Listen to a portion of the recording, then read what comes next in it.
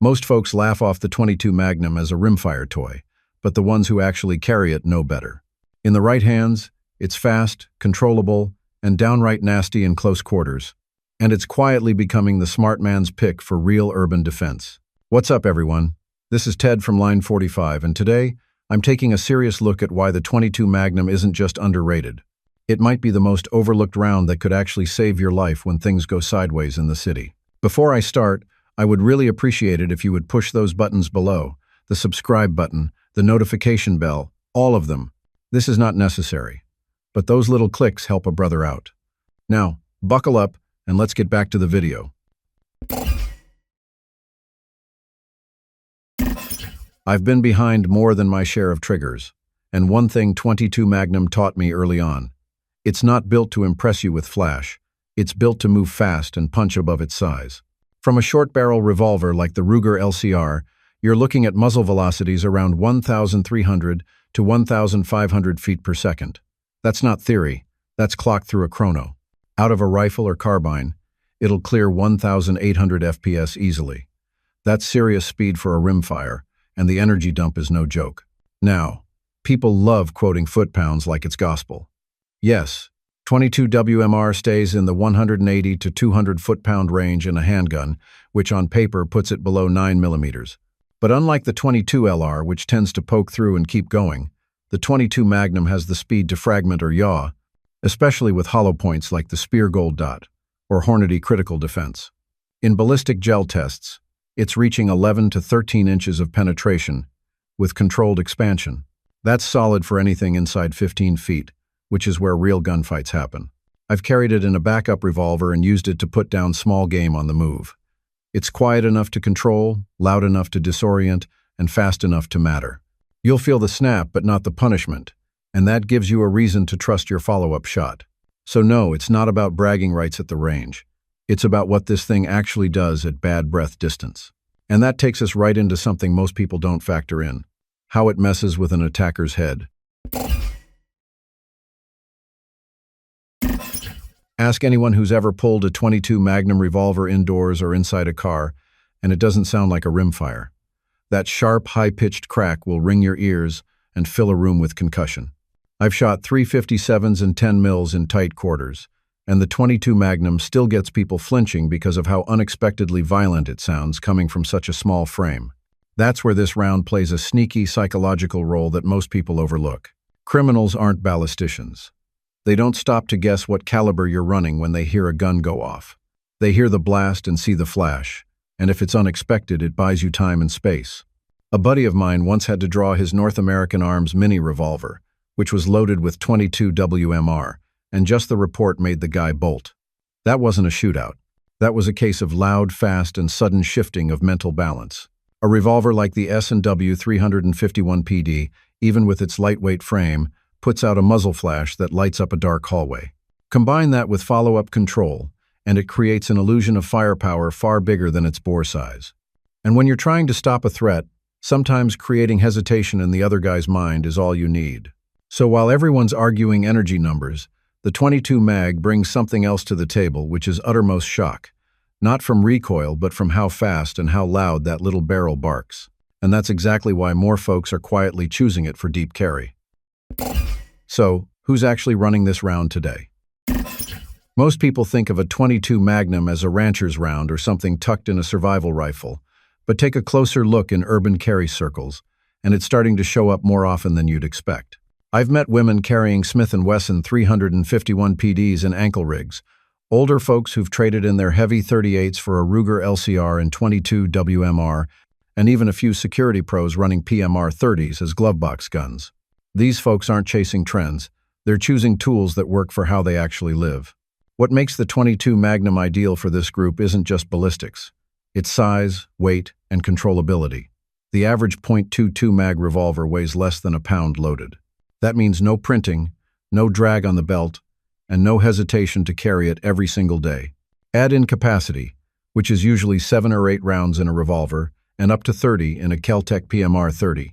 And it starts to fill a niche that most people overlook: high-confidence firepower in a manageable, lightweight package. It's not just concealment either. I've seen more urban preppers build around this caliber because they know they might be moving fast, light, and with limited space. If you're navigating apartment stairwells, parking garages, or gas stations at night, you want something you can shoot fast and shoot well. The 22 WMR fits that mission like a glove. So while the gun store commandos argue about knockdown power, real people are buying what they can control. And that brings us to what matters most in close quarters: putting rounds on target when it counts. Let's be honest, most folks carrying in the city aren't gearing up for a prolonged firefight. They're preparing for that split-second encounter where everything happens in 6 feet or less. That's where the 22 Magnum stands out. It doesn't beat 9mm in raw power, but it gives you something most full-size carry guns can't: more rounds with less recoil in a package you'll actually train with. And when it comes to stopping threats fast, what you shoot isn't nearly as important as where you put it. I've put rounds downrange with both .38 special snubs and 22 WMR revolvers like the Ruger LCR. The difference in follow-up control is night and day. With a 22 Magnum, I can shoot tighter, faster, and stay on target without having to muscle the sights back in place. That matters under stress. A 38 may give you 5 good hits, if you're lucky. A 22 Magnum wheel gun can give you 8 clean ones before most people finish their second flinch. Now, take something like the Kel-Tec PMR 30. That pistol gives you 30 rounds of 22 Magnum with minimal recoil. Is it a duty gun? Not quite. But for someone who wants a reliable, controllable, high-capacity tool in the car or bedside drawer, it's hard to beat that kind of confidence in numbers. So no, it's not about Magnum force. It's about consistent hits under pressure.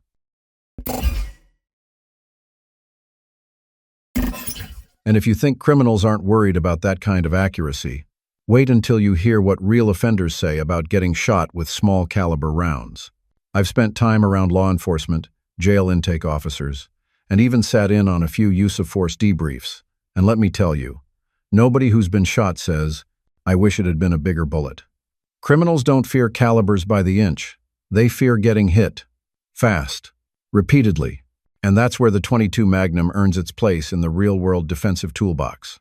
There are documented cases where a 22 WMR dropped assailants faster than expected. In some shootings, attackers fled after just 1 or 2 rounds fired. Not because they analyzed muzzle energy, but because pain, blood loss, and panic kicked in. The FBI's own studies on gunshot trauma show that psychological shutdown plays a bigger role in incapacitation than most people realize. And multiple, accurate hits are far more likely to deliver that outcome than one shaky shot from a bigger caliber. Add to that what emergency room trauma docs have reported for decades. 22s, especially 22 Mag, have a nasty habit of tumbling inside soft tissue, changing direction, and ricocheting off bone. One round might enter through the shoulder and end up lodged in the abdomen. You don't need a massive hole when the internal damage looks like a pinball machine. I've talked with officers who said gang members often worry about getting zipped up by 22s because they know how unpredictable those wound channels can be. And when it's coming fast, 3 or 4 rounds at a time, they'll think twice about pressing the attack. So now let's zoom out. What if you're not just worried about street threats, but also survival when the grid's down? That's where this caliber gets even more interesting. When you're packing for an urban emergency, something real like a blackout, civil unrest, or having to move fast out of the city, weight matters. Space matters. So does discretion. I've built a few bug-out kits over the years, and the 22 Magnum keeps earning its spot. It gives you range, lethality, and utility without taking up half your ruck or weighing down your waistband. Take the Kel-Tec CMR 30 carbine. It folds to under 30 inches, takes 30-round mags, and weighs just over 3.8 pounds loaded. Pair that with 150 rounds of 22 mag, and you're still under 5 pounds total. Try that with the 223 or 9mm, and you'll be doubling the weight before adding water. And if you're dealing with light barriers, urban pests, or threats under 100 yards, it's more than capable, especially with hollow points or critical defense loads. You can also look at options like the Henry AR-7 survival rifle or the Chiappa M1-22 carbine. These are takedown or semi-compact platforms, often overlooked because they're boring. But when you're slipping through alleyways or getting out of a congested zone, they're the kind of tool you'll be glad you carried instead of something bulky and heavy that never left your safe. The 22 Magnum gives you quiet versatility with more bite than its little brother. It's ideal for dispatching threats without over-penetrating drywall or risking collateral in close urban quarters. And that blend of control, capacity, and portability is what makes it an overlooked urban survival asset. Now, let me wrap this all up with what it really means for those of us who carry. After spending enough time carrying, training, and actually thinking through real-world defense scenarios, I've learned that what matters isn't what you shoot. It's how well you shoot it under pressure. That's where the 22 Magnum quietly rises above its reputation. It's not flashy. It's not something folks brag about at the range. But if you dig into the data and talk to people who've used it, what you'll find is a round that's fast, controllable, and downright useful in close quarters self-defense. The deeper I went with this caliber, from compact revolvers to full-capacity carbines, the more I saw why some shooters, especially those focused on urban carry or mobility, are leaning into it. We're not talking about mag dumps or Hollywood heroics. We're talking about a lightweight, high-speed, low-recoil tool that lets you get rounds on target quickly and repeatedly. And that's where fights are won, not on the first shot, but the next three you can place without flinching. This caliber also changes how you pack. It keeps your gear lean, keeps you moving light, and keeps your recoil in check when everything else is going sideways.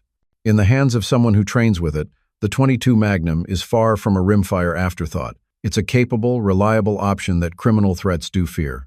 So maybe it's time we stop treating 22 WMR like a novelty and start seeing it for what it really is. A smart, practical round for people who value control, speed, and survivability in real-world situations. Because when it's go time, that's what really counts.